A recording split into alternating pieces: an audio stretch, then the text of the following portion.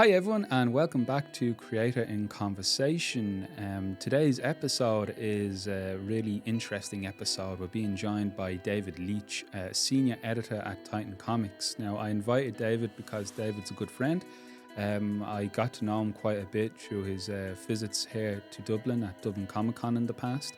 And we also got to hang out recently at Malta Comic Con, the latest edition, where we were joined by Mr. Sam Jones himself, Flash Gordon. David is a really enthusiastic, passionate individual when it comes towards comics, as you're about to hear. And David extended me a great kindness when he first heard I was doing this podcast to actually reach out and offer his expertise to come in and talk not just to me in the record, but some of the students as well of TASQ Art. So what you're hearing is a typical evening class lecture series that we would host at TASQ Art, and we're being joined by a couple of our students, typically who attend weekends or attend part-time. I might just be an academy member. So everyone just joined on this Zoom call, which you're about to hear. So sit back, relax, and enjoy. And remember, if you enjoy what you hear, please feel free to share it with your friends, with colleagues, anyone you think might be interested. And hope you enjoy this episode. And welcome back, everyone, to Creator in Conversation. So today's episode, I'm joined by a very familiar face to many of us who've been attending Dublin Comic Con, Mr. David Leach. David, how are you today? I'm very well, thank you. How are you? Good. Yeah, we actually had all four seasons arrive at once here in Dublin at this point of recording. At one stage, it looked like a tsunami was coming through. It was incredible. I think it was meant to be April of many showers, but we're doing it early in February here at the moment, it seems to be. Wow. And how about yourself? How's things been? Last time we met, I think you just became BFFs with Flash Gordon over in Malta. Oh yeah. That was amazing. Yeah, bloody hell. Malta was fantastic. Yeah, hanging out with Samuel J. Jones. That was quite incredible. I hadn't expected, and also Cynthia Rothrock. I hadn't expected that either. Yeah. Sam was amazing because he went to the trouble of actually reading up on all the other guests, and so he'd come up to you and he'd slap you his big meaty hand on your shoulder, and he went, "Hi there, my guy David Leach," and it was like, "Wow, Flash Gordon knows who I am." And we had a really long conversation about Flash Gordon, and one thing in particular, which was that he uses a poster from the original film to sign at shows, and I was telling him that it was drawn by Dan Barry, who obviously was the lead Flash Gordon artist for many years. You know, he came after Alex Raymond, but Dan Barry actually drew it for longer than any other artist, and he was actually commissioned to do the film poster. And then an Italian artist then copied the poster, and that was also used. So I told Sam that actually the poster that he was using was actually drawn originally by Dan Barry, and he was like, "Oh my God, I can't believe it! No!" And I had to find proof online that this was actually the case. So that was quite fun, actually. He was great fun. So that was quite weird to actually have someone who actually knew who I was. I mean, I'm nobody. I'm just a bloke who does comic books, but bloody Flash Gordon comes up and talks to you, and it's really funny because I kept sort of asking him questions. So I'd say, "Wow, you worked on Flash Gordon. So what was what was Brian Blessed like?" And he goes, "Oh my God, what a guy, incredible guy, really great." I'd say, "Wow, that's amazing. So what was Peter Wingard like?" "Oh my God, what a guy, incredibly great." And everyone I asked, it was like Timothy Dalton. "Oh my God, what a guy, incredible." It's just the same. It's the same response on the. I thought was fab. But he was very friendly. I think. You saw him. You must have spoke to him as well. He was definitely bigger than life. It was an out-of-body experience when I just arrived at the hotel and there's Flash Gordon talking to David in reception, and I'm like, "There's the team up I did not see happening this year." But what impressed me was when he came up and asked me my name, and I said Owen. He spelt it Eoin, and that's so rare for people to get the spelling. So he really did do his homework. He was an absolute gent. And thanks again to the people at Malta Comic Con. Was that your first time there, David, or were you there? Oh no, that was my second. So yes. I couldn't go last year. I was doing. I know this sounds very fancy. I was doing a convention in exactly the same weekend in Granada, Spain. Oh wow, Mr. Jet Setter over here. What can I say?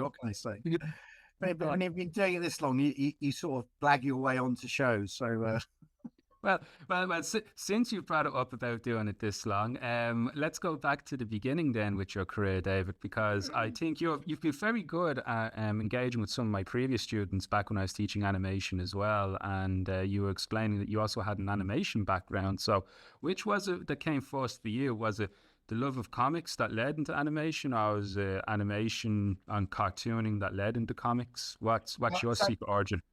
my secret origin is that ever since I was a kid, and I'm talking about so young, it's not even funny. So let's say from around about the age of 6, all I ever wanted to do was draw comics. I didn't want to do anything else. And there were 4 comic books that I was given between the ages of 6 and 10 that confirmed that. One was Tintin King Ottiger Scepter. One was the 1973 Beano Annual. One was a 4-square reprint, a digest reprint paperback of Superman. And the 4th one was a Giles Annual from 1972. And, so that sort of committed me to comics, and that was it. So all I wanted to do was comics, and all through school, all through everything. And everyone would say to me, get yourself a real job, do your little comics in your spare time. And that was going to be my career path. I was working as a teenager. I was working in Ryman's, and they were going to put me on their management training scheme because I was very good, and they were going to train me up to be a manager.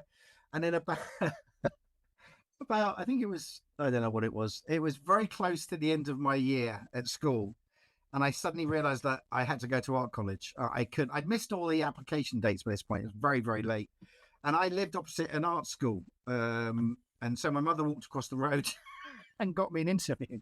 And so I went along, and I didn't even have a folio. I just had a whole stack of. Back then, I used to just do great big drawings, and it would be little people fighting. There'd be tanks and airplanes, and there'd be tracer bullets, and they would just be like A2 sheets of complete war. And I'm going to have to murder my daughter. There we are. That's my daughter ringing me. Anyway, so I had to. She's going to ring me back in a minute because I've just cancelled the call, so she's going to ring back. That'll be Halut. Halut, what's the new word? I just invented it. Oh my God, we're hearing the birth of a new word. That's amazing. Halut. It's a combination of being hilarious and aloof. There we are. Halut. Well, you said it on the podcast, so I get the copyright to it now, I'm afraid. Anyway, I'll speed up because We'll be here all night otherwise. So anyway, I wanted to be a cartoonist, went to art college, and spent basically the next 4 years just drawing comics. And every time someone would say to me, "You can't make a career out of comics," I just ignored them and carried on. And that's what I did. I just wanted to be a cartoonist. I didn't want to do anything else, seriously. So when I left college, this was back in 1982, I think it was. 82? No, much later. 82 is Blade Runner. Hang on, my brain just going quickly through the Rolodex. 85. I left college in 85. Through a strange series of circumstances, I got an interview with Frank Dickens, the great cartoonist who used to draw Bisto for the Evening Standard. And he gave me an introduction to Mel Kalman, who was another cartoonist who had a cartoon gallery in London. And I went to see him and took him my folio. And he said, "I love your stuff, but I can't do anything for you. But I got a friend called Bob Godfrey. You should get in contact with Bob and tell him that Mel Kalman said you should look at this boy." And so I tracked down Bob Godfrey's number. He was animating. In case most of your students might know, Bob Godfrey invented the boiling line of animation where the line wobbles. He invented Rhubarb and Custard and Henry's Cat. And so I tracked him down. Oh, he won 2 Oscars as well. I have to mention that because they were brilliant for Isabar. In one film called Great, which is a animated film about Brunel. And the other one, I think Henry 9 to 5, which was an incredible film. Anyway, I tracked him down. I phoned him up. I got through to his secretary. "Can I speak to Bob Godfrey, please?" And she said, "Just a minute." Went away, came back and said, "Who is it, please? Bob wants to know who it is." I said, "My name's David Leach. Mel Kalman said that Bob needs to talk to me." And she said, "Hang on a minute." And she went away and she came back. Oh, in fact, she didn't come back. Bob came back and he said, "Hello." That's how he sounded. He went, "Hello." He sounded just like Henry's Cat. And he said, "Mel Kalman says I should see you." And I went, "Yeah." And he goes, "Right, better come and show me your folio." And so I went Racing Point, went to show my folio, and he went, "I like your work, but I can't do anything for you, but I'll bear you in mind should anything come up." I went, "Yeah, okay, that's great. Thanks very much," because that's what happened back then. In fact, this is the good old days where you could phone people up and arrange interviews and go and see them. So I carried on chucking my work around and all that. And then I get a phone call. This is all true, by the way. I get a phone call on Christmas Eve and it's Bob.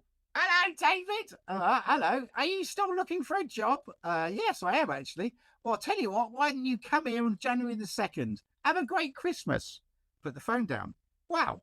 So January the 2nd, this is way back there was incredible snows that year in 18. This would have been 85, I think, or maybe 86. I don't know. Who cares? Shut up.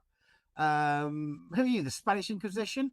Anyway, so lots of snow. So I went into London. Bob had a studio in Covent Garden in Neal Street, directly opposite Comic Showcase. Fantastic. And so I got there on January the 2nd. And back then, London was Christmas time, New Year's, totally dead, just silent. And I got to the studio, and he had this old warehouse in Neal Street. So it was 5 stories. He was right at the very top. Pressed the buzzer. No one in, not even his secretary. Buzzer, door opened. I walked all the way up to the top. When I got there, Bob was sat at a desk in a corner, dressed in lycra. He was 65. He said, dressed in lycra and cycle everywhere. It was an incredible sight. And he looked up from his drawing board and he said, who are you? And I went, I'm David Leach. And he went, what do you want? And I said, oh, you phoned me up you phoned me up and come here. You offered me a job. He went, did I? When was that? And I said, Christmas Eve, thinking, oh my God, this is awful. And he went, oh, well. And he looked around the office and he went, that drawing board's free. You can have that one. And that's how my first job started. So I worked for Bob for a year and he hired me as his ghost artist. So I drew all of Henry Cut strips in the News of the World magazine, in the Halifax Savers magazine, and in Buttons comic, where I also did covers as well. So I would do all the pencils and then Bob would do all the inks. And while I was doing that, Bob started teaching me in animation. So he gave me the classic animation lessons. He gave me metamorphosis. He gave me 12 objects. I had to metamorphosize one to the other. Then he gave me a flag, walk, and run cycle. And he got me to animate a bouncing ball. Obviously, it has to be, everyone does the bouncing ball. You've got to do the bouncing ball. If you haven't animated a bouncing ball, you're not an animator. And then I had to do a dog run, and I think it was water splash. And the really funny thing was that obviously way before the internet, there was no reference to anything. So I found reference of I found My Bridges horse run, and I used that to make a dog run. So it was a dog running like a horse. So that was the animation I did. And I worked for Bob for a year doing all this stuff. I got one of his. He was furious. I got one of his Henry Cat strips cancelled because he had to redraw because I had Henry's cat sawing the head of a teddy bear for Buttons comic, and he'd never been censored before, so he was livid. But he was great. He gave me a year. I started off at £80 a week cash in hand. I gave my mum £5. I spent £5 a week on travel, and the rest of the money I spent in Comic Showcase and the sandwich bar at the top of the road.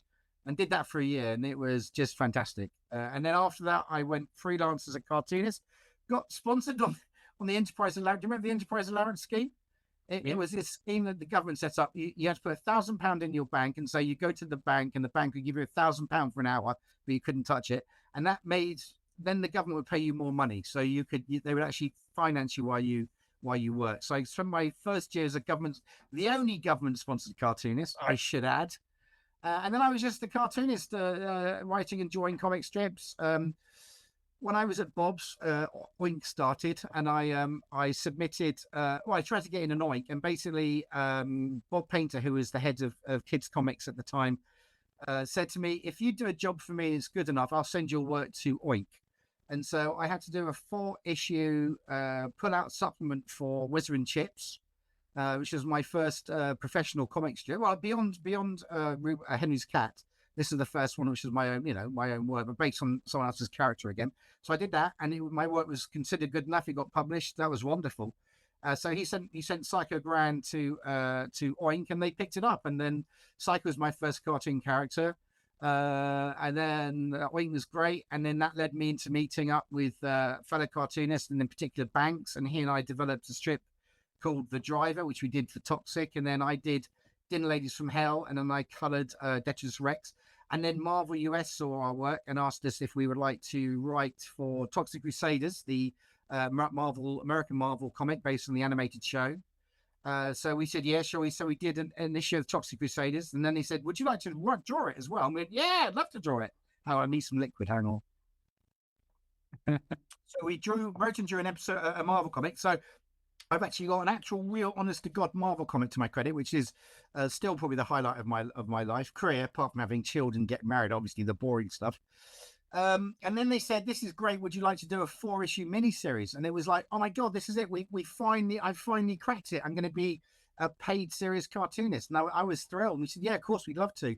And so we ended up, we were hired to write and draw a 4-issue miniseries, and it was just bliss. We were given instructions: you can do whatever you like, but you can't have any blood in it or gore. We went, easy, we can do that. Oh, I should tell you that my one and only Marvel comic, it was a Marvel comic printed with the comic code stamp of authority on it, and we are the only. This is absolutely true. We are the only Marvel comic or the comic authority to have a stamp on it, and a comic strip that features a man sat in the toilet having a poo. Yay! Woo! So I'm quite pleased about that. And someone had to do it. Someone had to do it, but we got into lots of trouble for that. When who was the editor in chief at the time? Tom DeFalco. Tom DeFalco saw it, he went ballistic, and he called our editor up, who was Rob Tokar at the time, and gave him an absolute rocketing, and said if we ever did anything like that again, we'd never work in comics again. But we carried on anyway. So we did the 4-issue miniseries. Well, this is where everything turns to gravy. So there we were working away, and 2 weeks before our deadline, Marvel US went into Chapter 11 bankruptcy, and overnight they basically shit-canned all of their non-superhero titles. And so we were part of it. We all got canned.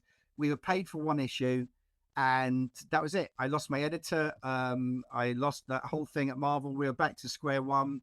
I basically went from actually earning a decent salary for the first time in my professional career back to just making money doing coloring for Marvel UK. I was working Marvel UK at the time. So Banks decided he had enough of comics, and so he left to go and do the Financial. He does a little pocket cartoon in the Financial Times. So that was the end of that. I basically walked. I walked into Marvel UK's offices. I arranged an interview with Paul Neary, who was the editor in chief. And he said, "What can I do for you?" And I said, "I'd like a job, please." And he went, "Doing what?" So I want to be an editor. And he went, "Yeah, why not?" And so I became an editor. There we are, with 3 O levels to my name, 1 in English and 2 in art. That was it. I was an editor. And then I sort of, I thought that was it for me in comics, drawing comics. And I didn't really draw comics for a long time. And then I sort of, blah, blah, blah, blah, blah, blah, became an editor, started working with different companies. And when Marvel went under, when Marvel UK, I left Marvel UK and went freelance as an editor, writing and drawing stuff, and then decided that I wanted to get out of comics. Thought, I've had enough of this. I'm going to retrain as an animator. And my idea was that I'd learn to be an animator, and then with my comic background, I get a job in the animation industry. I was hoping as a producer. That's what I was wanting to do. And so I went back to college and I studied at St. Martin's, and I did a postgraduate degree animation course, which basically condensed 3 years into 6 months. So it was 5 days a week from 9 till 6 every single. You had to be in every single day, and it was non-stop. It was flat out. It was developed for the industry. So the idea was they create animators that could go straight into the industry. So I did that. I left with a distinction, which I was quite proud. I went into the course. I was 40 at that time. And I was determined that if I didn't leave with a distinction, I wasted my time. So I went back to university. I studied animation. I got a distinction, and I got snapped up by Codemasters. In fact, when I left college, I was offered 3 jobs almost straight away. One was Codemasters. One was a grotty bunch of shysters out of Telford. And I can't remember who the third one was now because it's such a long time ago. Anyway, I went with Codemasters because they paid me more money than anyone had ever paid in my life, and I was thought, this is amazing. So I was hired to work on a snowboarding game, because in my animation I'd done a skateboarder. I did a skateboarding gag. Everything I did was gag based, and so I had a skateboarder doing tricks on a half pipe. And I came up with I bet you'll be impressed with this. I came up with something that none of my tutors had ever seen before, which is the traveling pan. And so what I did was I didn't want to do a pan. I really didn't. So I drew out the entire skateboarding half pipe on bits of I think it was 12 fold paper. So I stuck them all together. And then what I did was, because they were all like that, when you unstuck the paper and you put them into a pile, you could then flick through and you'd actually move through the half pipe, but you weren't panning, so it was completely stationary, tracking pan. And so I had the base of the skateboard was just stuck, and so the backgrounds basically moved. And my tutor was just like, "That's incredible! I've never seen that before." And it just thought to me it made sense that way. Anyway, the guy who was at Codemasters, the guy in charge of the art team at Codemasters, saw my show reel and he recognized my name from Toxic because I'd done the driver for Toxic, and he recognized my name and he loved the skateboard. And so I had to go along and be interviewed and do an IQ test, a games knowledge test, and then I had to do a drawing test for Codemasters, and I got a job. And I was working on a snowboarding game. The game was developed for a year, and after a year there was a launch party for it, and then the very next day they canned the game, which was apparently quite common in the games industry. And then I got moved on to a football game. Now I hate football. I have no interest in football. I got moved on to a football game, and my job was animating all the cutscenes, and it was for LMA Football Manager. And I was doing all that. Then I moved on to club football. I was doing all the cutscenes. And I was also animating all the camera tracks. So for the training screens, I would animate the camera doing camera moves, which was just like drawing comics. Actually, it wasn't difficult. And I think also being a cartoonist, it meant that one of the guys who was my boss was always impressed that he said, "You've got a natural instinct for the golden ratio." And for me, it's just drawing comics. You just whatever. Anyway, so there I did that for a year. So when I was when I was doing the cutscenes, I got bored because I was having to animate ponytails. God almighty. Because it was all mocap, right? Everything was mocap. So I was blending mocap clips together, which is really boring. Really boring. But then we had to hand animate ponytails, because back then footballers all had ponytails. And the pony was basically a two-bone ponytail. And I would have to basically do all that. And it got really boring. And then one of the art team put sliders on the facial so you could actually make mouth shapes. So on all of the cutscenes, when I do things like, okay, cutscene of a footballer leaving the pitch, he's been sent off or whatever, I would have him swearing. So you could read his lips and he was swearing. But I had to redo it all because when they spotted him, they weren't happy. Oh, yeah. There's a recording pattern here in your career where it's like all I'm getting from this is, if you want a job in industry, turn up and say to them, "Have you got a job for me?" And if they don't remember you, to be just get a table in there. Yeah. I always tell people always say to me, how do you break into comics? And I always go, it's really easy. You just need two things: being in the right place at the right time. It's not what you know, it's who you know. That's all it takes. The other thing it takes is if you're personable, okay? You make someone laugh in an interview, okay? You make someone laugh and you're jolly and you make eye contact and you're really enthusiastic, you're going to get a job. It's not rocket science. I mean, okay, there are some caveats. You do need to actually do something. Like, you need to be able to draw, okay? That would help. If you want to draw, if you want to be in comics animation, the ability to draw is quite helpful. But so is being friendly, because the one thing you want to do is you want people to remember you. So when I once did an interview at the BBC way back for their I can't remember, it was just a long time ago, and it ended up with me and one person. By the end of the interview, the whole of the art studio had stopped to watch me doing like basically a stand-up routine, and at the end of it, I got a round of applause because people found it so funny.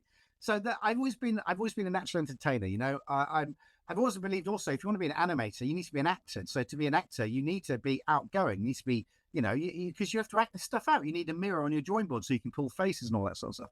So I think it really helps that if you're loud, bombastic, annoying, and a bit of a, hey, you'll do fine. Don't worry about it. I mean, look, okay. So 3 rules. If the worst anybody can say to you is no, then F them. It doesn't matter. Okay. If they don't like you, who cares? It doesn't matter. Basically the main thing is that you just have to have a thick skin and not worry about what people say about you. Okay. You've got to have faith. You've got to have, faith in your abilities. I mean, obviously take on board criticism because it's always very helpful. But basically, if the worst anyone can ever say to you is no, I'm not interested, so what? Move on to the next one. That's the best piece of information you can give anybody. Anyway, so yeah, there we are. So I started out as a cartoonist, and then I double trained as an animator, and then the animation thing, Codemasters made me redundant. I don't know why. I mean, in the meantime, I had designed characters for a non-existent game that they were not developing but developing. I was a voice actor for 3 games, and so if you ever played Toka Race Car Driver, which is the first racing game to have a story, I was the level 1 boss. So I would challenge you to a race around Brands Hatch, and if you beat me, you got to keep my mini.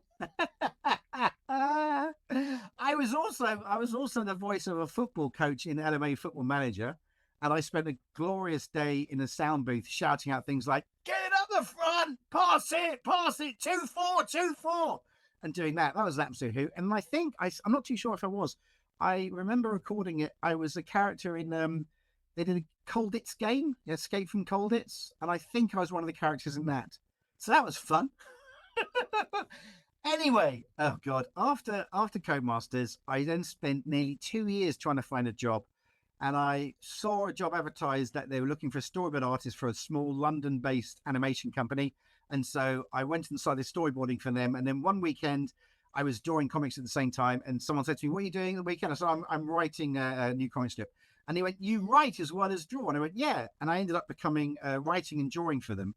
And then they said to me, "Would we like to hire you?" And I said, I'm not really interested." And they said, "No, we want to make you a development producer." And I went, "Oh, okay." And then we sort of ummed and ahed, and they finally hired me as a development producer for the single best job in my life, which was basically all I did every single day was write or draw for 10 hours a day. That's all I did. If I wasn't drawing, I was coming up with new ideas, and I could basically do whatever I wanted.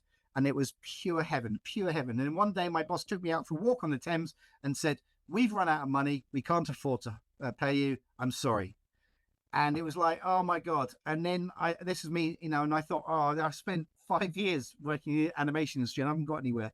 And in that same week, Tyson Books advertised for a new graphics novel editor, and I applied and got the job. And so I ended up working for Titan Books, making comics. And then after 3 years, I moved to Titan Comics to make books, which is crazy. So I've been there now. Okay, so I've been there for 17 years now. So obviously, I started when I was very young. Obviously, you can tell by the way I look that I'm only in my early 30s. So I was 3 years old when I started at Titan.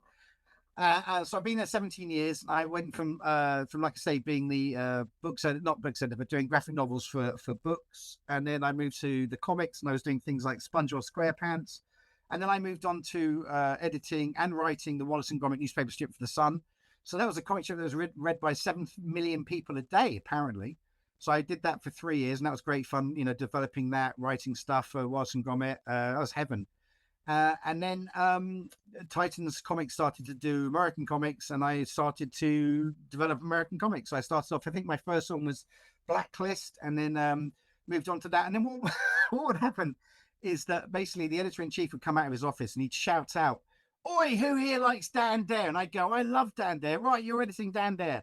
And so I got to work on things that completely inspired me as a kid. So, Dan Dare, and then Flash Gordon. That was like, oh my God. So, I mean, I have a passion and love for old comics. So I've got to work on some of my favorite comics. So Dan Dare, Flash Gordon, Hagar the Horrible, Peanuts, The Prisoner, Betty Boop, Mandarin the Magician, obviously, and it's just been heaven. So I've been doing that. Now I'm working on the Conan omnibuses. I get to put together the omnibuses, working with, heroic signatures on those, which is amazing.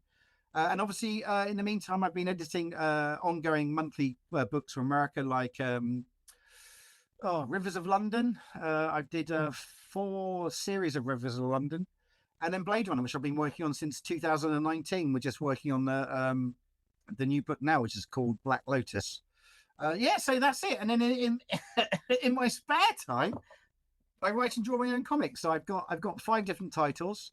I'm working on I do Psycho Gran. I do 2 Psycho Gran. Psycho Gran versus her beating people up. Psycho Gran Comic Capers Cavalcade. That's basically a collection of short stories to Psycho Gran, because she appears in David Lloyd's Aces Weekly digital comic, which is brilliant, by the way. So I've just done a new one for that in volume 72, one called Tiger. I'm very pleased with that one. And so I collect all those in Comic Capers Cavalcade. Then I do David Leach Conquers the Universe, which is my autobiographical comic. That's a 4-issue miniseries, and I'm working on issue 4 right now. I'm actually colouring page 14 out of 31 pages. So that's that. And then I do Monolith, Monolith Adventures in Hollywood. That's basically about the monolith in the film 2001: A Space Odyssey and all the movies that he auditioned for but didn't get. I'm quite pleased with that one. And then what else do I do? I think that's enough, isn't it? God damn it, isn't that enough? What more do you want from me? I mean, come on. I love you, David, but your career is ridiculous at the same time. Just the journey you've been on, it's incredible. It's like it feels like you are a living comic book. That no wonder you're doing your biography at the moment. It's Well, I mean, look at this. Look at this room. This room, okay. You can only see two walls, but the other two walls are full of books. Okay, this is the inside of my brain. I mean, I could reach here. I can pull down two Bionic Men. I can pick. There's a statue of Doc Savage. There's an Iron Man. There's a Yellow Submarine. It's like everywhere I look. I hate it. I hate it. It's just absolute clutter. I've got to get rid of all this crap. When I'm dead, my family are going to hate me because I have to get rid of all this. I mean, God's sake. I think anyone listening to this and wants some advice, give up now. Don't do comics. Go and get a proper job. Honestly, you don't want the hassle. It's just a nightmare. What I do respect a lot about what you just said there as well in your career is your return to education, because that's actually a rarity in some of the conversations. Is a lot of people, particularly now, it's a different ball game in some regards. It's the same game, but sometimes slightly different rules. People think now with the plethora of material you have online with YouTube and, AI now is becoming such an interesting debate emerging around it. But people think, well, you don't have to go to school. You don't have to study now. You don't have to, you could just try and do your own. I think that's true to an extent, but for the formative experience, the learning, and as you pointed out, the personable skills you acquired, your ability to, put on that stand-up routine and just, read the room and the skills you've acquired. That's brilliant to hear. And you were saying you were 40 when you went back to third level as well. Yeah, 40. That's great. No, that's an amazing story to have. And it just goes to show like the presence and importance of education. It's often overlooked sometimes in the creative industry, and it's not saying you have to swat up in all the books all the time, but it is great to hear that story come true. And I mentioned just briefly the AI. This has been a recurring question that's been coming up in some of the conversations we've been having. A lot of anxieties around it at the moment and debates. Some's just pure theft, for want of another way of putting it. But have you any opinions or comments in regards to into this? Here we go now. I've started. Right. Okay, I'm glad you brought this up, okay? So, weirdly enough, I'm actually a judge of a film festival, okay? I've done it for 2 years now. This year, I do the animation one. And this year, there was a submission which was AI. And when you basically get sent the film, there's some information about it. When I read it was AI, I hated it before I even watched it. When I finished watching it, I hated it, okay? And so it got a very low score for me. I mean, really low score. The reason I hated it was because it was live action that had been fed into a computer, and then the AI had generated this. So all their faces boiled like they were full of worms, and the background was constantly evolving and changing, and it was just horrendous. I really genuinely hated it. I got asked if I would like to take part in an interview with the creator, and I said, I hate it, don't you? And they said, yeah, we think it'll be fine. And I went, okay, but I just want you to know that I genuinely hate this. I really hate it. And he went, no, it'll be fine. So I'm on this panel. It was him, me, and two of the other judges. And the other two judges, they loved it. They thought it was amazing, and they were so excited. And I sat there just thinking, it's like chickens welcoming a fox into the hen house, okay? And I was stunned to hear them talking about how it's the future. And it really bugged me. But the weird thing was, so I've got a very close friend, someone quite big in the comics world, who adores AI. And interesting enough, he uses AI as like Photoshop, and he's able to create astonishing things with it. And when I talk to him about it, even though I don't agree with it, I can see that there is an artistic mind behind it, and he's using AI in a way that it's not replacing what he can do, because he can do what AI can do, but he's creating new things, and I find it quite exhilarating. Okay. And it annoys me deeply because I genuinely hate IA. I hate IA. I hate it. AI I love, but IA I hate. I mean, God, it's a cheat. So anyway, it was weird. So this animator who'd used AI, to hear him talk, I realized that he was using it in the same way. He was a very creative person who, through a very strict set of commands, was creating this world, but I still hated it. So he's talked, and I didn't talk through this panel. I didn't want, because I realized that I thought if I say anything, it's going to be negative, and so I basically kept my mouth shut for the whole panel. But the host of the panel, who realized I wasn't speaking, he left me to the end, and he said, "David, you've not said anything. What do you think of it?" And I went, "Well, I've watched it 4 times now." And everyone, polite round of applause, people laughing, and the creator laughed. And I said, "I've got to tell you that I really effing hated it. In fact, I hated it so much that I want to effing murder you." Okay. And it got a huge round of applause, and it enabled us to have a conversation about it. So it was okay. But that was my basic take, which is I genuinely hate AI. Now, I did a job recently writing a comedy book for a company, and they said to me, "Would you like to? We'll pay you for this. Would you like to help our AI develop a writing so it can write?" And I said, "You can F right off." Because I hate AI, and it should not be used. I think AI should be left to for technology, for medicine, and for engineering, where it's brilliant. Okay, I cannot fault it for things like speeding up the cancer diagnosis or whatever, or creating things. That's where AI should be used, but it should not be used in the creative industries at all. And then what stuns me about it, okay, and people don't seem to want to hear this, which is, does any creative person out there using AI genuinely think that if a publishing company could get rid of artists and writers, they won't? Because they will. They would do it. They would do it in a hobby. Because if they could produce comics for free, they would be doing it. Okay.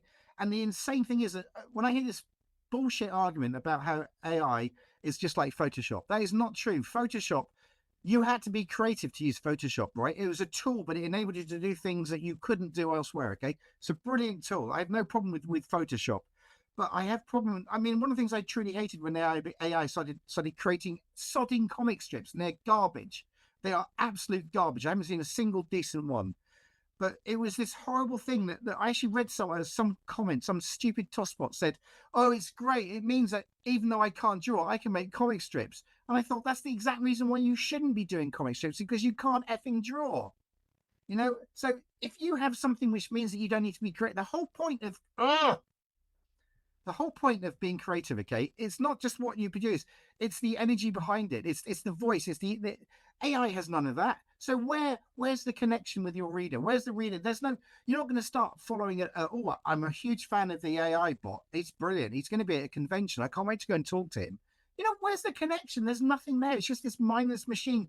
And the other fascinating, terrifying thing about AI is, apparently, I read somewhere. Now, this might not be true, but I don't care. I'm going to say it as if true. Apparently, it's already mined all of the artwork produced by man up to this point, and they're already finding the Chat GPT dickheads have already found that AI is now beginning to source itself. So it's a self-eating circle. It's literally eating itself. And so all it's doing is producing yet more homogenized, regurgitated garbage. So I don't know if this comes across clearly, but I genuinely hate AI. I just hate it. It can go and do one as far as I'm concerned. There we are. The terrible thing is, I'm going to use AI to change what you say that you love it. That's going to be the catch to the episode. And then when I go missing, this is the confession where everyone can find out what's happened to me. But no, that's a brilliant response. What's amazing in your response there, David, is the passion, and that's what AI is lacking. As you were saying, it's regurgitation. It's a lack of innovation. I was actually just the other day working on finishing up a project with some colleagues, and they wanted to use AI to write it up. They just wanted to use prompts. But simply, I was at the keyboard. It was just quick just to type it. It wasn't a very difficult task. But now I realize that's going to be another, easy pathway for people like the copywriters, the marketers. It's going to be, and I think my big concern with AI that I've often been discussing with the students is the socio-economic and cultural factor to it as well, which is like something that's cinematic, that's been made with real cameras, real actors, that might end up behind a paywall where you can't go. You can generate what you want in AI through your tablet's computer, but to see something like the authentic cinema experience, I'm worried, might be beyond some people's reach in the future. The same way like opera can be very costly, when there used to be a time where a stage performance was much more affordable because it was the norm. wasn't TV. Um, and I think that's something we should work hard to preserve. And our cultural identity is important as well, because that's like, it's great to see, a sense of a global community in some ways, but we each have to preserve, heritage, like ideas that have gone back millennia. You don't want to lose that to like ones and zeros at the same time. That's Yeah. yeah. This is it. This is the power of the storytelling. And I suppose, David, just to swing around to your own career, you mentioned in at the very start, when you started going around, with you didn't have like a portfolio to begin with. You kind of did these big sketches and all. If I was to pop into a time machine and bring you with me, and we go back and see young David starting now, what would editor David be saying to young David, looking at his, what his body of work then? Like, what's been some of the tips you've learned yourself, or that you find yourself constantly repeating at these portfolio reviews and stuff? What's the standout for you when it comes towards it, that it might feel like second nature to you, but for the person on the other side of the table, when you meet them at the interview or meet them at the convention, it's the first time perhaps? What would be some of your golden rules, as it were? Um, you shouldn't ask me questions like this. My brain was like chucking out silly things, saying comedy bits rather than something serious. I mean, We'll accept either here. oh, well, okay. Well, I mean, I would start off by saying, listen, I know this seems like complete shock, but there's going to come a point where you don't care that every other film is a Marvel film and there's science fiction on TV all the time, and that there's so much of this stuff that there's no time in the day. I wouldn't believe you. I wouldn't have believed myself if I told myself that then, that there's going to be a future where you can't move for movies made about superheroes and you can't move. And I would have just, what are you talking about? This sounds amazing. I wouldn't have believed that. If I was going to meet, I don't know. I mean, um, I don't know. I'm gonna have to answer this transgenically. I think the word is, rather than transgender, which it doesn't what I mean at all. What I mean is that I don't. I mean, in terms of my career, so-called career, because I know I've managed to. Okay, I've spent 38 years working creatively, which I think is quite. I'm quite proud of that fact. The one thing I realized is that being creative, if you're properly creative, you should be able to turn your hand to almost anything. You don't have to stick to doing one thing. And I think it's very important that you're able to constantly be able to take what you can do and move it somewhere else. So, I went from being a cartoon. When I was a kid, I didn't realize that you could get paid to write comic strips. I thought that when you read the comic strips, they're written and drawn by the same person. I didn't realize. So that's why I wrote and drew all my own stuff. That's unusual. I'm always surprised that when I come across comic courses where they force the poor students to be writers as well as artists, which I think is. I've got to say, and I shouldn't say this to you at all, I find it so bizarre that they teach comics in universities now. When I was starting out, I remember going for an interview to go from my day tech to my higher day tech. When I told them I wanted to be a cartoonist, I got thrown out of art schools. I got told you can't make a career doing that. We're not going to take you. But you've just been praising my folio. Now, yeah, we're not. No, if you want to be a cartoonist, you have to. Forget about it. You couldn't learn how to draw comics. I learned how to draw comics. I know this sounds really old fashioned. I sound like some strange old man with a walking stick. I learned how to draw comics. Right. This is how. This is. I'm going to tell everyone listening. This is the secret. Okay. This is how you draw comics. Right. You don't read books. You don't go to university and spend £36,000. You read comic books and then you draw comic books, okay? All you need to learn to draw in terms of drawing comic strips is anatomy. Spend 3 years doing anatomy and you'll be the greatest cartoonist to ever lived. Beyond that, you learn by reading and doing. That's how you make comic books. And I find it bizarre that there are students, I'm not going to name names because I want to carry on working for some people. In education, not in publishing, in education, it worries me that when I see students nowadays, all they do is manga. That's all they do. They do horrid, westernized, misappropriated manga, and it's all about weeping vampire angel unicorns, wistfully. I don't know. There's no backgrounds. There's whiz lines. It's just hateful and hideous. It's horrible. And it really winds me up. It's like we have all this fantastic tradition of comics, and yet all they do is just rehash manga. But I love real manga. I mean, my God, Akira, Lone Wolf and Cub, Gunsmith Girls, you name it. I love all that stuff. It's fantastic. But all this homogenized, just like, oh, it's ghastly. Anyway, what would I say to my young self? Go out with more girls, spend less time drawing comics, spend more time with girls. Seriously, they're great fun. They're almost as much fun as drawing comics. That's one of the things I would say to myself. I wouldn't give myself, I don't think I've done necessarily anything. Okay, so my family think I have ADHD. Okay, in fact, it's a running joke in my family that because as you're probably witnessing, I tend to go off on all sorts of different tangents. So I did an online test to make just to find out. I got bored 10 minutes in and gave up on it. So I don't know, but I doubt I have it. Okay. Anyway, I don't know why I did that. I'm just quite pleased that gag. I did it recently with someone who actually has ADHD, and they thought it was hilarious. So I just thought I'd try it out there. No, it's a good one. I'm actually I'll swipe that one. Actually, that's being stolen. It's just a point you made there earlier on, though. Just this is it's really interesting when you say you're surprised that universities and like third level and schools teaching how to make comics. In our very first episode we did, it was some recordings we took from the last Comic Con here in Dublin in August. And we had Paul J. Bulger. I don't know if you met Paul Bulger. He's a brilliant. He worked on the latest Wallace and Gromit. He's a brilliant storyteller. Oh, okay. Yeah, he did Hound, which is like one of the Cuchulainn Legends interpretations.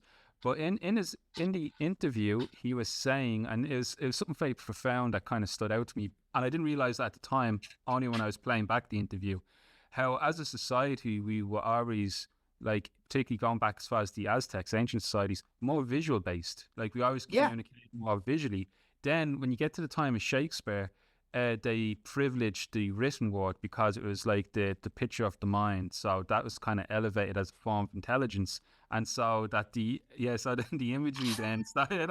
So the visual communication kind of started to be held then as secondary.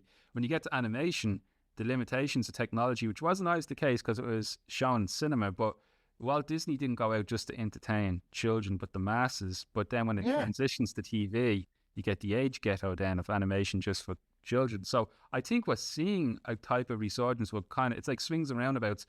We're going back to holding the visual communication, the illustration, the sequentials in higher regard once more now. I think it's some people are worried about, I don't know, do you have any opinions on superhero fatigue or the comic book fatigue in cinema? Because I think that might be just also a sign of maturity in the medium, because some of the best comic book adaptations like Road to Perdition, an example, and a few others like American History X, people don't realize, well, that began on the page, on the panels before it was adapted to the screen. So there's more to the medium. Sin City was the first Sin City was a good example as well. That kind of was comic book but broke away from the superhero genre. But you mentioned you're judging on film competitions. Yes. I've seen you post as well, blogs as well, like film reviews you've shared as well.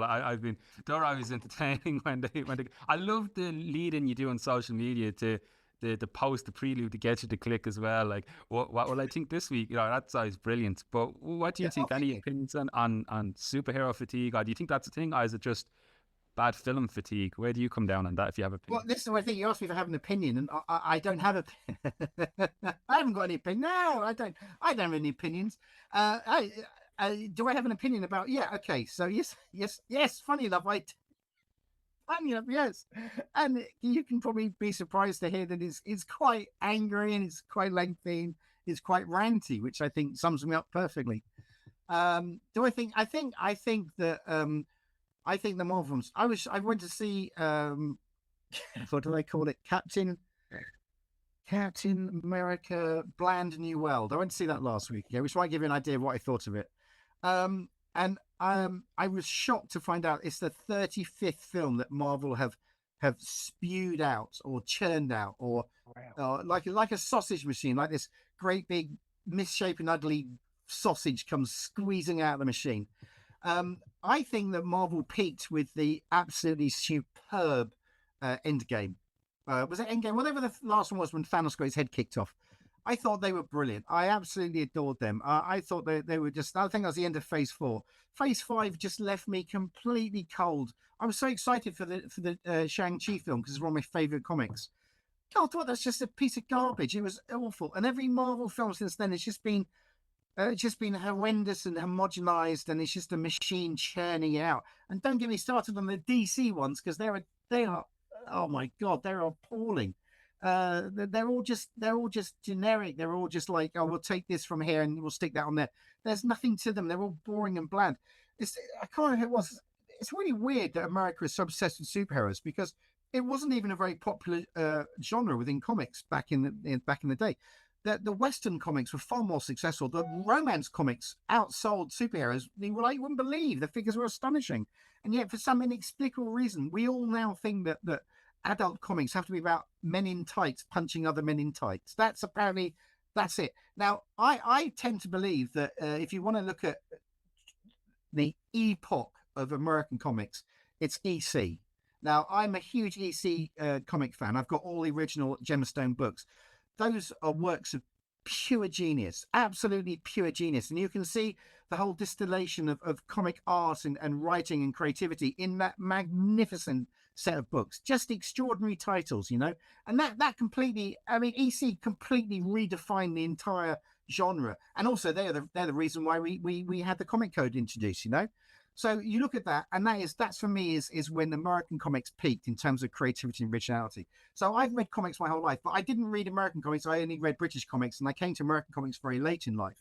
In fact, my weird introductions to American comics, beyond things like Batman, Superman, and the Hulk and all that sort of stuff, the first comics I started reading as a late teenager were Daredevil, drawn by Frank Miller. It was Shang-Chi, Master of Kung Fu, by Gene Day. And for some inexplicable reason, I've always been really partial to Justice the Superheroes. You know, the one set in the far future with the 35th century with all the people Legion like of Superheroes. Legion of the Superheroes, yeah. Yeah. I've always loved that. So for me, I loved all those. So I was really excited. I mean, you've made some really good films, films based on comic books that people don't realize are comics, like, Road to Perdition or, History X, and also History of American Violence. That was another good one. Or Ghost World. That was a great one. Although that was a bit more obvious. That was Dan. I'm slowing down now. God, the drugs are wearing off. They don't last long. Yeah. Okay. Here's the thing, right? I don't know if this has come across so far.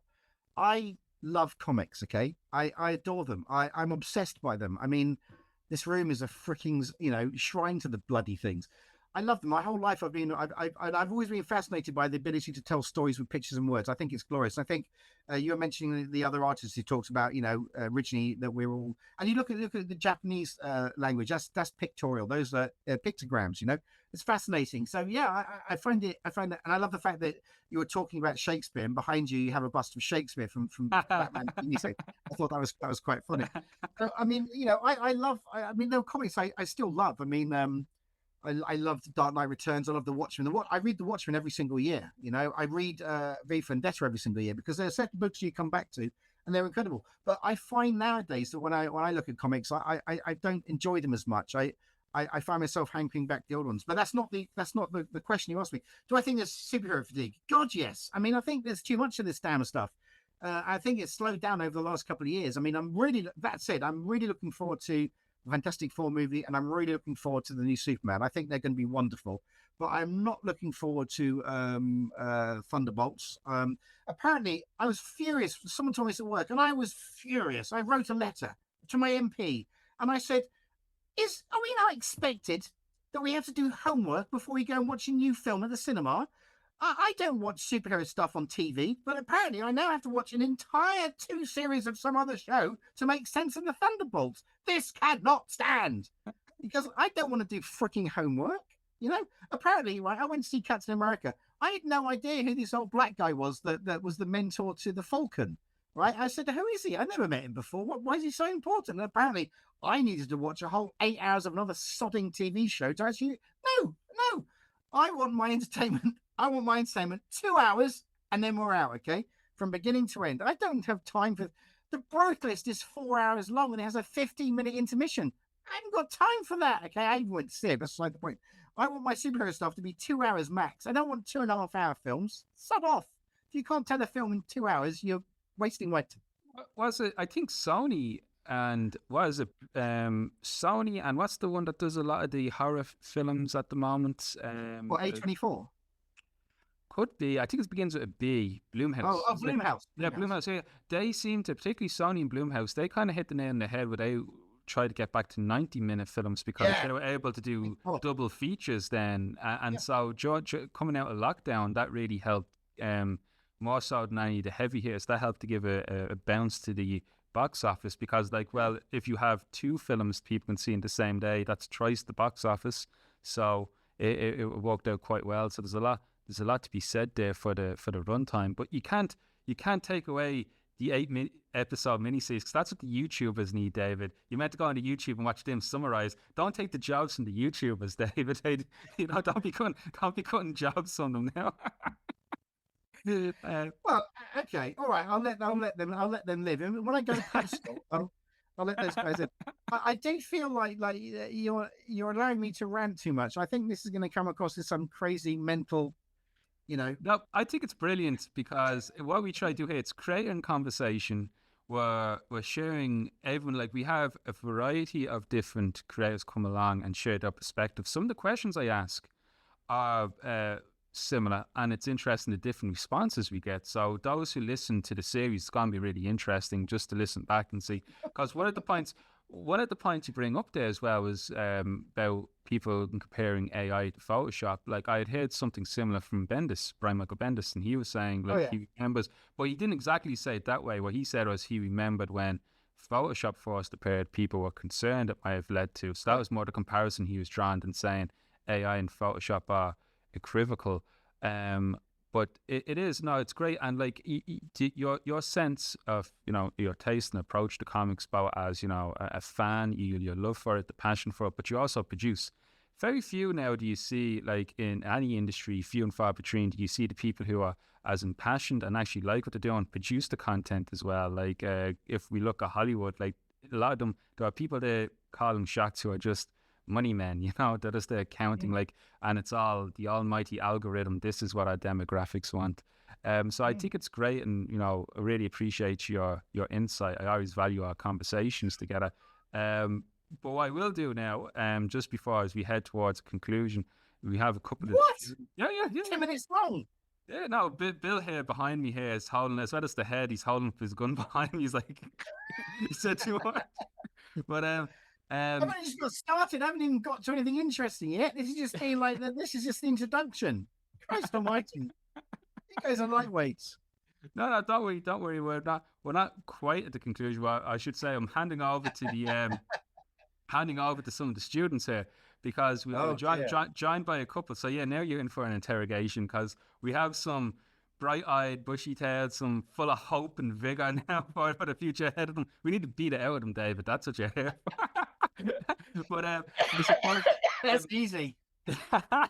But so at the moment they're prepping up for like their first portfolio reviews and such, and I suppose just any. I'm sure they have their own questions, so I'm gonna first of all check and see. Do either of you guys want to come in with any questions, or might you have a question? Maybe I'm putting them on the spot and the like now. I just have one typical Alistair question about the Blade Runner thing. So, obviously you're working under NDA and you've got sort of a like Blade Runner would have been like kind of a fairly graphically realized piece of work to begin with. Like Ridley Scott drew all the storyboards himself and stuff. But were you handed all these like kind of spec sheets for all the equipment and machinery and stuff like that from the studio or anything like that? Or did they have a sort of No. visual library that? No, nothing at all. With Blade Runner, it's a very complicated thing. Because Alcon own Blade Runner, but not Blade Runner from 1982. So we couldn't feature Deckard in it. When it comes to we couldn't even at one point we couldn't feature the Tyrell Pyramid. We couldn't because that's not owned by anybody because that was created by Douglas Trumbull. So everything's very, very complicated. We were able to use some characters from the 82 film in our comics because our Blade Runner comic started. The first one starts in 2019, which is the year that Blade Runner set. And then after that, we jumped to 2029, so we could basically do what we wanted. We So we just in terms of specs and stuff, no. But things like my colorist Marco Lesko, he developed his whole color range on colors taken from the film. So he got the film and he would stop it and take color grabs, and so he was able to make a whole palette of colors that are all based on the film, which I thought was fascinating. I really like that. Everybody who's worked on it they've all been fans of Blade Runner. I think that's been very important. But in terms of the visual look of it, I've let them basically do what they want. I've chosen the visual artists who don't just drop. It's very hard nowadays to find artists that can do hardware and people, and more importantly, not just hardware, but believable cityscapes. And I think that's really important because there's this terrible tool that young artists use when they're doing digital art, where you can make buildings that are done brilliantly. Every single brick's there because it's all done by the computer. They look horrendous. They look wretched. They look fake. But the artists I get, they all do their versions of cities. So basically, in answer to your question, no. That's what I wanted to hear. So this is interesting. On your wall, you have a saying that is follow your dreams, which I think is very important. I think it's important to have things around you like memes and stuff that inspire. And I think you having that on your wall is very good. I used to have one on my drawing board that said, "Don't innovate, vegetate," because I thought it was funny. And then I realized that actually it was very negative. And so I changed it to take this moment as a gift, which is why it's called the present. So I think that anything which is motivational is very important. So keep negativity out of your creativity. And I think follow your dream is a very good thing to have on your wall. Just wanted to share. That's it. Got anything else? That's so touching to come in onto it from where we started. That is such a touching sentiment. That's brilliant. I love that.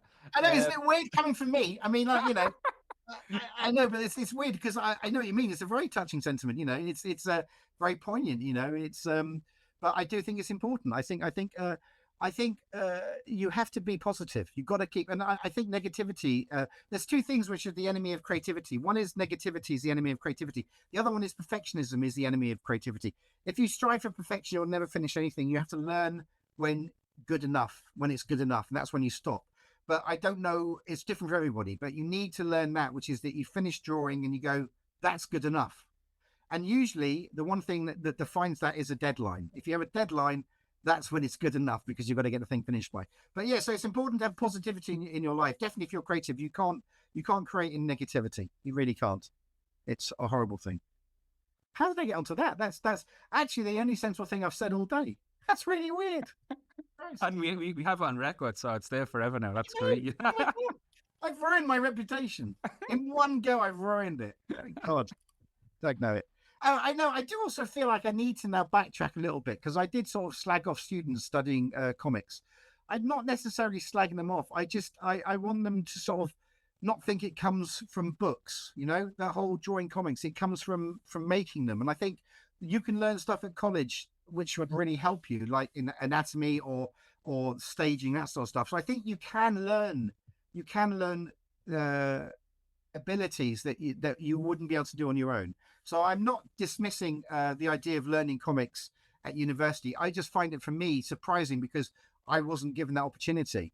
So, the nearest I came to was an art college that specialized in illustration, and they were very keen to take me on. But in the end, I went and did illustration and design because I wanted to have graphic design as an ability as well as illustration. But I just find it weird when it's just one thing, when it's so focused and down to one thing, which is we're making students that can just draw comics. Because what surprises me is that when I went back and retrained as an animator, it was an industry-based course. They made animators that could work in the animation field. And I worry that too many young cartoonists who go and study comics, they're not being prepared for what it's actually like to work in the comic industry, if such a thing even exists. And that's what I think I worry about, is that I would find it difficult to hire a lot of students I see based on what they're doing at college. And that worries me. So that's what I think I need to justify that more. What you're doing, by the way, is terrific because you're someone with an absolute passion for comics, and that comes through in talking to you and your enthusiasm for it. So I think that's very important. That I think that instilling that sense of enthusiasm and passion into your students, I think that is very good. So no, I appreciate that, and it's interesting. Like I've spent the better part of a decade developing Bachelor of Art programs from ordinary to honors level now for a couple of different colleges, and what I found was interesting. One of the more recent validations that we did in the program, they wanted to remove a module dedicated to sequential art, and I was like, well, that's insane because animation is by definition, a form of sequential art as well. It's how you tell the story by sequence. But really what it was they wanted to remove a comic book element. And as you were saying, the idea of teaching students something very specific, such as just making comics. But I think if you're going to go to third level and study anything, the reason you should go are pretty much like, there's about 3 core reasons. One is for the formative feedback. You can be self-taught with a lot of tools available online. You can learn the skills, but that just makes you a clone. And to have an actual qualified, experienced mentor, someone who's passionate, like a real passionate teacher, they'll help guide you and bring the best out of you, like any good editor does. The second is the peer review element. That's where you're not walking in a vacuum, because there'll be plenty of time for that in the future. It can be sometimes an isolating career at times, but when you're starting off, it's great to be among your peers just to see what everyone's doing. That collaboration is great, because starting my career, that began quite a bit with anthologies and a bunch of us coming together. That helped get us all started. So collaboration. And the third bit is transferable skills. No matter what it is that you're doing, you should also see, we teach a strand of entrepreneurship and business and brand and marketing, as well as principles of animation, as well as games narrative, as well as like digital editing and just general publishing and editing skills as well. So there's a plethora of skills that graduates can take and apply to other fields. I think if you're going to learn one, it's like the lens to which you focus through. So I think the lens and the focus is important, but you should always have the transferable skills. Otherwise, I think you raise a valid point. I think it would be, you're creating clones. Like, you don't want 1,000,001 people doing the same thing. What's the point then? There's no innovation. There's nothing new or original coming out. Help bring out of them the original, the original stories. Everyone has a story. You just kind of have to listen to each other and just give a platform where possible. And I think something else you said there is very true. I think it's actually it more defines what I was ranting about, which was that teaching one thing, specifically one thing, is worrying. And you talked about trans skills. Yeah, transferable skills. Transferable skills. I think that's absolutely. But that's the reason I did graphic design and illustration, was I wanted to have transferable skills. What I learned as a graphic designer has been very useful, and I think that's important. I think if you've got students who all they've done is produce comic strips and nothing else, that's what worries me, because I sort of feel, how can you take those skills and transfer those somewhere else if all you're doing is making comic books? There's much more that goes on, and that's the only thing that worries me. Is I think it's great that universities are becoming so specific in terms of what you can learn, but I personally find it bizarre that something as unique as comics is something that you have to be. There's this weird thing about I once met I can't remember, this is a long time ago. I once met a student who showed me their work, and he wanted advice about how to get on in an industry. And so I gave him my advice, and he wanted more information. He wanted more. He kept wanting more and more and more and more. And there was a part of me that didn't want to tell him, not because I found him threatening, but because, and in the end I had to say this to him. There came a point which was, I'm going to stop now, because you have to do something. You can't everything can't just be handed to you on a plate. So it was like, well, how do I get to see people? Well, you send your portfolio digitally, or you make an appointment. What should I put in my portfolio? Well, you'd have to, do this. What do I say when I get into, and it went on and on. And then it was like, well, who should I approach? And then he said, well, can you tell me some people to get in contact with? And I went, no. And he went, well, why not? I said, because you've got to do something. I can't do it for you. There's a great joke about Morris, who goes to the synagogue. And every week he goes there, and he gets to the front, and he starts praying. And he says, God, please, I just want to win the lottery. Please let me win the lottery. This goes on for weeks and weeks and weeks and weeks. And finally, God speaks to him. He says, Murray, meet me halfway. At least buy a ticket. And I think that's the same thing. That basically, I found this guy frustrating, because he wanted me to give him all the answers, and I felt he needed to work and actually do something. So, and you've got to use, this is the thing about being creative. You have to use your initiative. You have a certain set of skills, and if you can make them work, that's brilliant. But now you need to use your initiative and to get on in and how you do that is so difficult now, right? This is very true. I'm going to stop being flippant and silly and wacky, because it's irritating.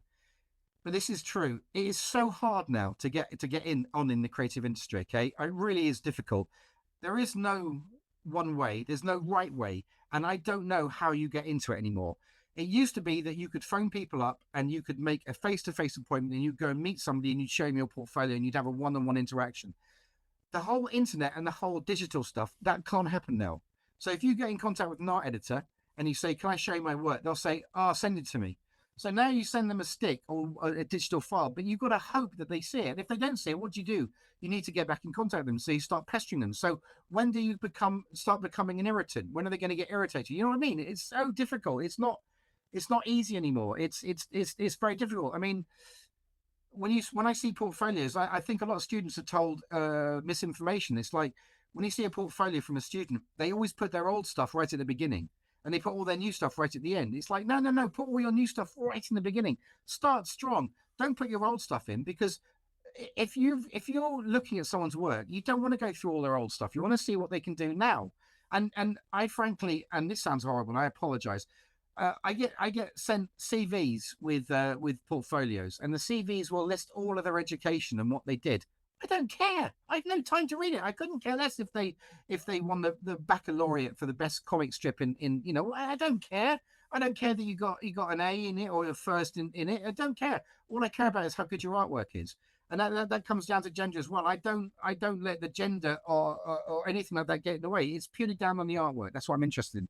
So when it comes to showing your portfolio, this is for the professional world. I'm not talking about in university and college settings. It's different, okay? Because you want to see that progression. You want to see how the students have developed and how they've gotten better. I completely understand that. I'm talking about when you're actually approaching professionals and you've got professionals who are taking precious time out of their days to look at your work. It's like, what can you do to make their job easier? And it's basically put all your good stuff in. The other thing that I find very surprising is that I do portfolio reviews. I've done it in Spain and all over. I've done it for you in Dublin.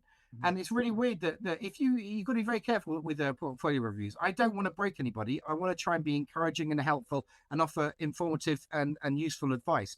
What's so interesting is that when you point something out that's wrong to any young artist, they know already. And they always go, I know that's bad. Yeah. And I always think, then don't show me if you know it's bad, because it's not like, I got one over on you. You didn't spot it was bad. It's not like that at all. It's a thing. If you know it's bad, so is the person you're showing it to. So it's, I mean, some creators will give brutal portfolio reviews, just horrible. They'll destroy people. I was destroyed by Dave Sims, who did Cerebus the Aardvark. I showed him my portfolio, and he was the first professional artist I met. No, the first time I met was John Bolton, who was lovely. Then I met Dave Sim, and I showed him my work, and he destroyed me. He told me that I'd never be a cartoonist, that I should give up, and I should dedicate my life to doing children's books. And I was devastated. I didn't draw for, it must have been 3 hours. It was a bit longer than that, but it really pissed me off. And basically, I was so upset. And then I basically developed my second law, which is F them if they all they can say is no. And I basically thought, who cares? I don't care what you think. I'm going to go. I mean, okay. This is a failing on my behalf, which I genuinely don't care. I do what I want to do. I've been very single-minded in this. Is that when I'm making my own comics, I'm doing them for me. I really don't care. If you don't like it, don't buy my comic. I don't care. I'll sell it to somebody else. I'm not having to work with a publisher or an editor, because the guy, my publisher is my local comic shop, and they basically publish any comic that I produce. They publish for me, and they love what I do, and it's wonderful. It's a brilliant relationship. So I don't have to worry about that. But I'm rambling. So sorry, Aaron, you might have a question. But I think Aaron will come to you as well. But just one point there as well that I think was great is because you were saying breaking in, you wouldn't know today. It's completely I wouldn't know. different. It's transformative. But at the same time, you mentioned you have that brilliant relationship with your local shop as well, who's printing, who's publishing. And what it is that we're also in this like Kickstarter crowdfunding with digital options as well. The democratization of producing work now has never been better. Like, so really, if you want to work on, I don't know, a Doctor Who or a Blade Runner or something like that, it's going to be challenges because the IP, you need a significant corporation to back that. But if you want to do your own original story and get it out there, there's never been more avenues. It used to be readers would go out looking for content. Now it's the content creators going out trying to find their audience. It's slightly shifted. Yeah. But it is possible. So there's never been more of a chance, I suppose. Just in case those listening are thinking, oh, well, what's the point there if it's tough to break in? But it's like, what counts as break in now? It's different, to what it used to be. I think that's a brilliant point. And it's something okay, so there's a dream about, there's a fancy about comics. Okay, the idea is, drawing comics. It's actually an incredibly hard job. Okay, if you were doing like Blade Runner or Doctor Who, for example, and you were doing that, you were their main artist. You'd be expected to do 12 issues, 22 pages per issue for a year. Okay, the chances are you won't have time for holidays, you won't have time for weekends, and you won't have time for Christmas. You're working non-stop. It's really daunting. It's a terrifying prospect. If you're a new artist, it's very scary to be faced at. So it's very hard. It's hard for new artists to start out. And I think what you need to do is you need to start small. You need to, try and get a 6-pager here or there. You need to keep battering away at things. And I'm not trying to make it sound horrible, but you've just hit on a very important thing, which is what I tell people, which is that we now, as you say, comics have become completely democrated. Is that even a word? Democracy has taken over. Democracy, that's much better than my word. What that means is that there are now new avenues. I mean, like print on demand means that when I print these boxes behind me, they're my stock. Mm-hmm. So I don't need to print 10,000 comics. I can get 200 printed, and it works out. I think it's about, I don't know, £1.50 per comic or whatever. I can't remember exactly how much it is. And then I there's a markup, and so I cover my print bill. So that's fine. That's fine. But you don't need to be published anymore. You can produce comics. It all depends what you want as a cartoonist, what you're striving for. No one ever wanted to become a cartoonist because they thought this is a quick step to becoming rich. No one. If you want to, that's your dream about being comics, give up now because it ain't going to happen. Right? That's not the reason any of us do it. We do it because we inexplicably, we love this stupid medium and we want to tell stories and pictures. It's something that drives us. It's I don't know what it is, but we've all got it. It's very strange. So you just have to decide why it is you want to do comics. And if it's something that you want to do and you want to self-publish, this is the hardest lesson I've had to learn. And it's taken me 40 years to really accept it as truth. One of the first things that my careers teacher said to me all those years ago was, this is a special guest star. My wife just walked in. Sorry. That's okay. No, I'm just doing a podcast. That's fine. Off you go now. Bye. Oh, she's taken away the thing I was going to say. That was it. That was the lynch. Oh, yeah. I got it. Yeah. Okay. What I was told by my careers advisor, and it's very weird, which was get yourself a real job and do comics in your spare time. Now, this is something that should make any cartoonist rage with fury. How dare you? No, I'm going to prove you wrong. It's really hard. But if you can make it as I know this is a horrible word, but it's not a horrible word. If you can make it as a hobby that gives you money, that's brilliant. That's wonderful. There is no shame in making comic books that you produce and you can sell. And if you sell one copy of a comic, not to your family, that's your mum was always going to buy a comic off you. Oh, I'll buy one. Look what my Cyril made. He made it himself. Isn't it clever? But if you can sell comics to people who aren't your family and friends, well done. That's fantastic. You can make a wonderful hobby. You can make even better than a hobby. If you do like I do. I did 23 shows last year. Okay, 23 shows across the country. And I'm going there so it's one every 2 weeks. I'm at a show and I'm selling comics. Sometimes I do really well, sometimes aren't so good. But I'm still selling to the public and people buy and people come back and buy. That's wonderful. And if that's what you do as a cartoonist, well done. Fantastic. Enjoy that aspect. You don't have to be busting your gut doing 2000 AD or doing Doctor Who or doing whatever. Because do remember also, there's so many cartoonists out there all fighting for the same job. It's a nightmare. But if you can do it on your own, you can make a bit of money on the side and it leaves somewhere else. That's fantastic. So there is nothing wrong in doing it that way. That's probably the best piece of advice I can give you. Oh, excellent. I'm out of it. The smoke disappear. Just want to throw over to Xi, Aaron. It looked like you were going to come in there earlier on. Just wanted to check to see if you wanted to come in on the mic. Yeah, I was just going to ask a quick question.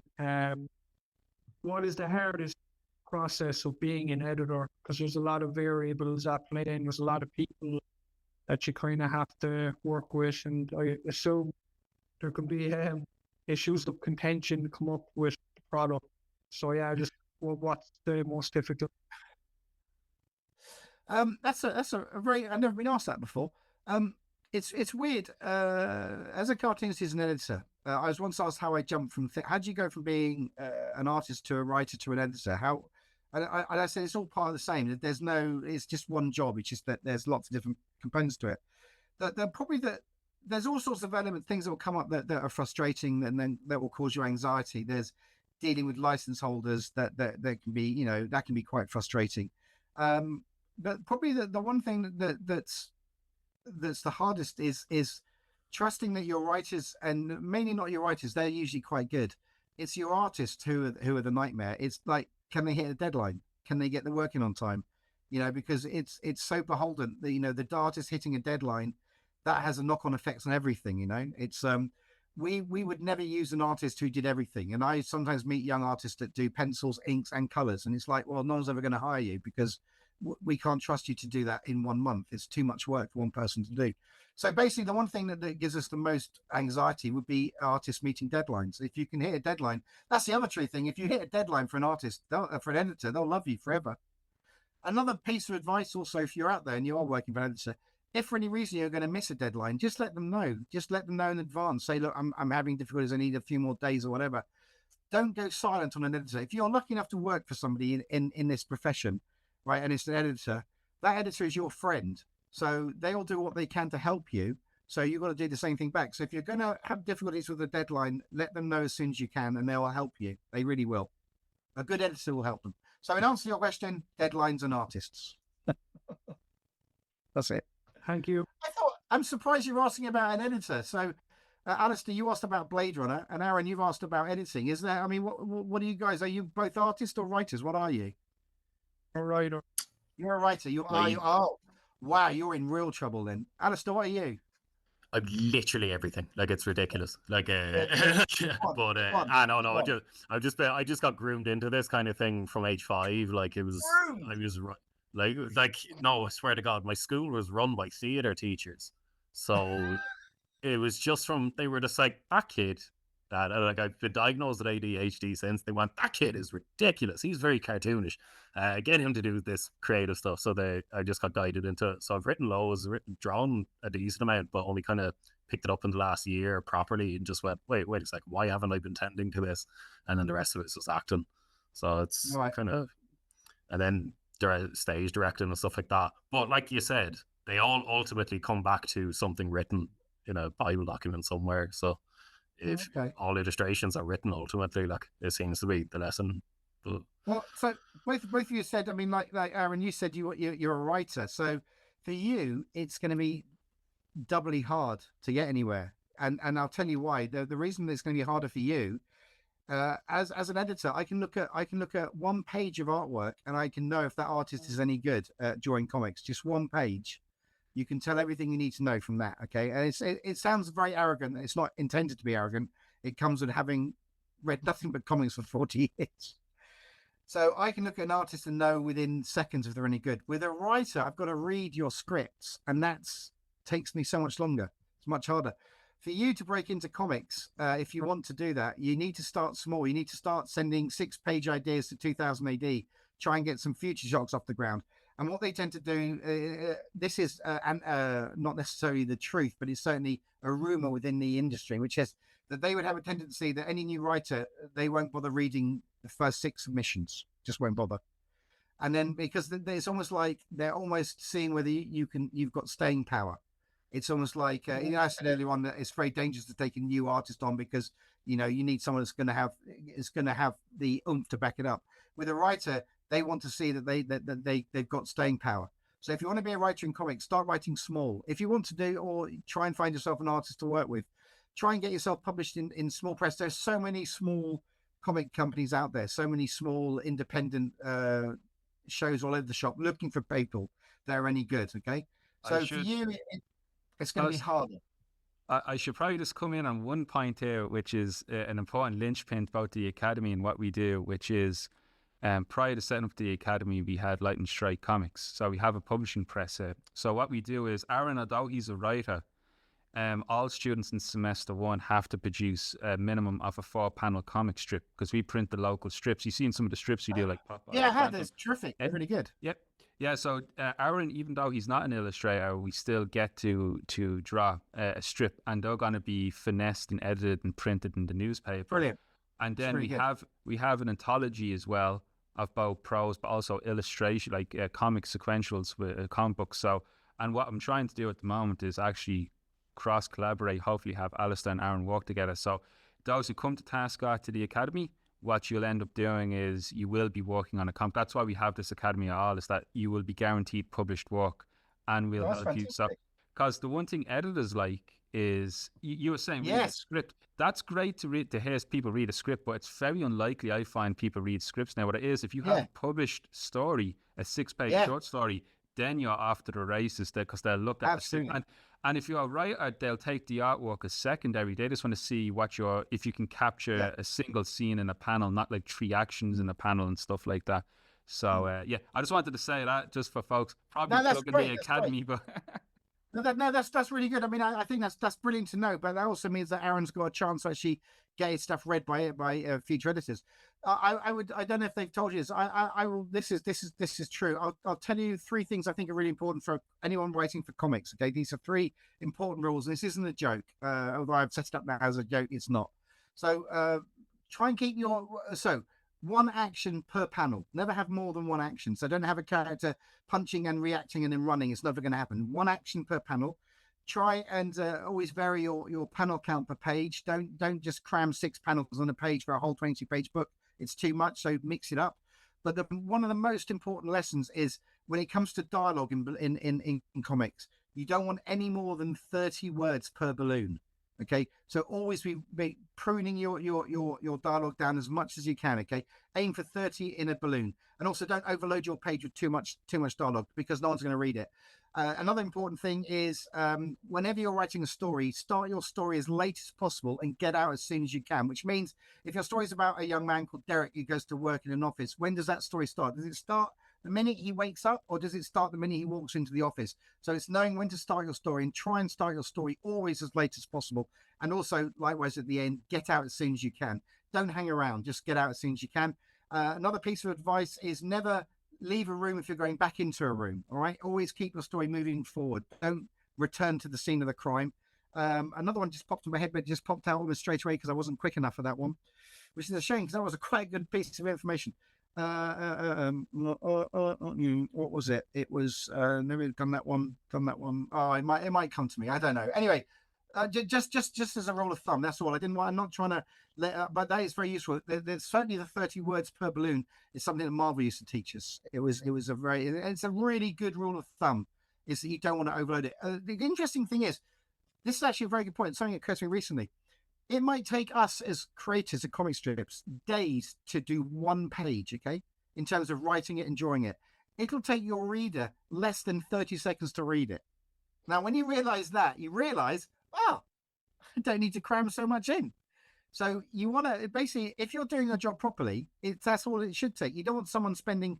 Also, if you overload something, I always think Savage Dragon is a good example, which is he overloads his pages with way too much dialogue. I enjoy Savage Dragon very much, but they are really meaty reads, and that can be quite exhausting for a reader. Sorry, I keep rambling. It's really not. It's very insightful. Like from an academy point of view, it's interesting. You made a point that when you're looking at a CV, you don't really care about the awards or the grades, and that's true. Since I was teaching animation, like it's important to have it because competitiveness in the market, you might want to work for a studio, but if not, you're going to have to take a job elsewhere. So the qualification invests and protects your future opportunities. Okay, yeah. But when we're training people here at the academy, we're more about the skills, like to make sure they acquire what they have and they can diversify into the fields. But with regards to having you here speaking with us today, a lot like I'm an editor with Light and Strike, but it's very much indie press, and I'm very much being ingrained within academia. A lot of what we look at is the hypothetical or the possibility of, but you're actually engaged in day-to-day the medium. And we go out into the news agents here, we can find examples of your work, into the comic shops as well. So wherever you think might be a tangent or rambling, for us, it's great to actually hear someone within. Like you might think that, but for us, it's very insightful and it's great just to hear. It reinforces and really Well, I appreciate. just worry that I'm very manic, and I realize it comes across a bit irritating. So I do apologize if I'm calming down now. I'm slowing down a bit. So I'm aware of the fact that there's the manic part of me. Should I hear a really funny story? This is a true story. It does mean me having to brag a little bit. So I was on Come Dine with Me. Okay. Oh. I actually won, but there is another thing. Anyway, it's really weird. It was really weird. It was a weird experience because there's a part of me that performs, which is what I'm doing for you right now. But there's another part of me that writes. Okay. But those two halves don't necessarily meet up. So it's always been a fight in my brain that between the creative side and the bombastic. Ah! Anyway, being on Come Dine With Me, I went in knowing that I had to be controlled because if I was manic or too manic, I'd be the villain.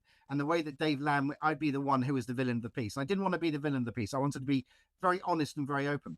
However, so both halves of my brain did this. They meshed together. And so they were working in unison. And it was incredible because it never happened to me before.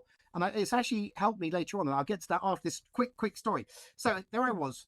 And I realized that that we're working together. And so the manic side was working and the creative side was feeding the manic side jokes.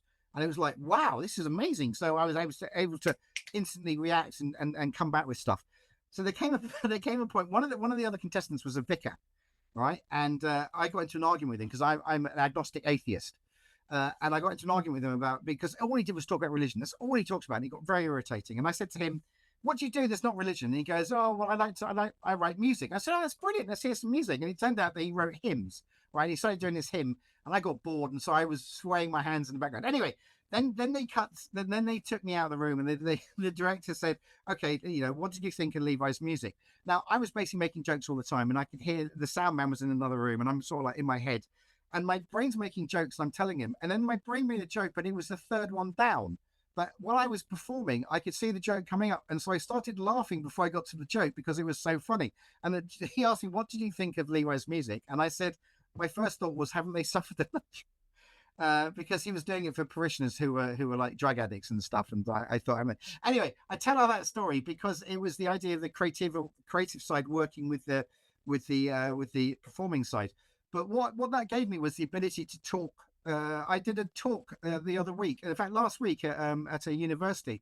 I had to do it to an auditorium full of people, and it was amazing. It was like me doing an hour-long stand-up routine, and it was fab. I loved it, and I like to impart information. I'm trying to be so.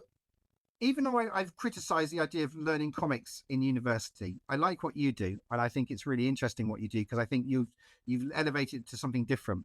But what I do like doing is I really want to pass on what I know about comics. I want to pass that on to other people because you're right. I have had an astonishing career in terms of the experiences and what I've done.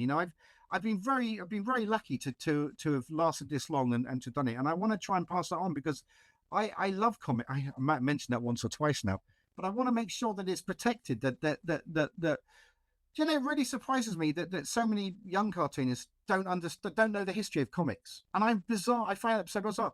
I think it's so important to know who the first costume crime fighter was, Mandrake the Magician. I find it fascinating that the reason that Superman has a Fortress of Solitude is because of Doc Savage. But I also find it fascinating that the very first superhero was a novel called Gladiator by two writers. One was called Philip Wiley, who wrote about a man who was basically experimented on by his scientist father, and it made him immortal. And not immortal, but it made him invincible. And it was incredible. That story ends up in the first Wonder Woman film. I love the history of comics. I love where they come from, and I find it so sad that it seems to me that all that's being lost and forgotten. And like I mention artists to students, and they've never heard of them. I say things like, "Oh, well, Stan Lee," and they'll go, "Who?" Or I'll go, Wally Wood, and they go, I've never heard of him. And you think, oh my God, but these are the greats. John Buscema, wonderful. All writers, all the writers. I think that it's so important if you're a creative person, whatever field, you have to have a knowledge of the history of that field that you're in, because it will help define your future. Knowing where we've come from is the only way we can create new stuff. So there we are. No, truly, we are the sum of our stories, and that's something that's important. Elliot S. Maggin, he's one of my favorite writers. I love him and Carrie Bates and Superman. And in Yeah. his introduction to Kingdom Come, he did novelization for it, but Mark Waid got him to do the introduction for the trade paperback. But he was saying, like, what is history, what is culture, but the markers we leave behind and the stories we have. So Absolutely. it's so important. And no, it's a great privilege, as you were saying, when you write something and someone you don't know picks it up and it comes alive. That story comes alive for them. That's the real magic in what we do here. Absolutely. Absolutely.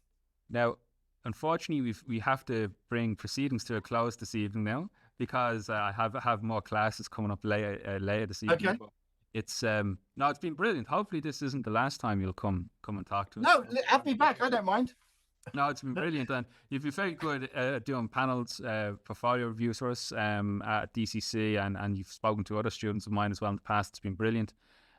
Totally enjoy our conversations together. Hope to see you back over here at some stage in the near future. I think you, me, and Kerry have a project brewing still in the background. We do. We do, don't we? Yeah. We have three things. Yeah. There's a couple of there, so we haven't forgotten on this end. So Okay. Let's talk separately. Absolutely. All right. But thanks so much, David. Greatly appreciate it. Thanks to Alistair and Aaron for joining us. Before we wrap Good up, luck, guys. And before we wrap up, David, one last thing: where can people go to find if this is their first introduction to you? What's the best way to find more of your work? Where should they turn right now? I don't have a website, which is a failing, I suppose. I really ought to have one. If you wanted to check out Psycho Gran, she's got her own Facebook page, and she's quite belligerent on that occasionally. My comics you can get from a comic shop called Dead Universe. They're the guys that publish me. They're based in Aylesbury, and they've got my comics. I think some of my comics, a couple of Psycho Grans are available on Amazon digital. Actually, they're published by Titan. Beyond that, it's just catching me up at Facebook. If you really wanted to buy my comics, I see them. Facebook me, and we can DM and chat about that sort of stuff. Beyond that, no, I've just suddenly realised you just made me realise there's a whole. How do people get in contact with me? They can't.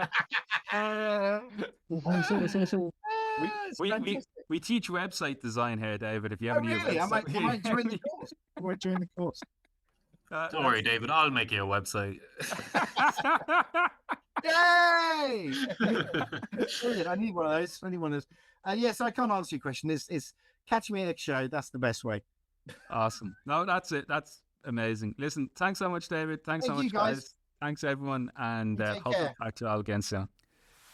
Thanks again, everyone, for joining us for this episode of Creator in Conversation. And my sincere thanks again to David for taking the time out to speak with us. If you can, please make sure to check out Psycho Gran, David's creator series, and also check out Aces Weekly as well. That's a project operated and run, founded by David Lloyd, who is, of course, the co-creator behind V for Vendetta.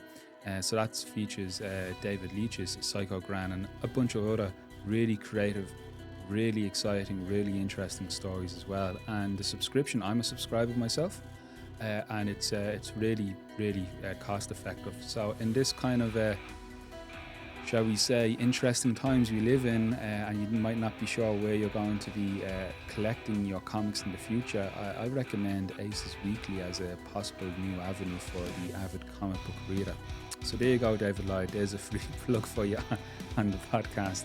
And thanks again once more to David Leach. Thanks again to you for listening. And remember, if you would like to reach out or let us know what you think of the podcast, feel free to leave a comment below, or you can email us at info@tasqart.com. Until next time, this has been a copyright production of Carly Consultancy 2020.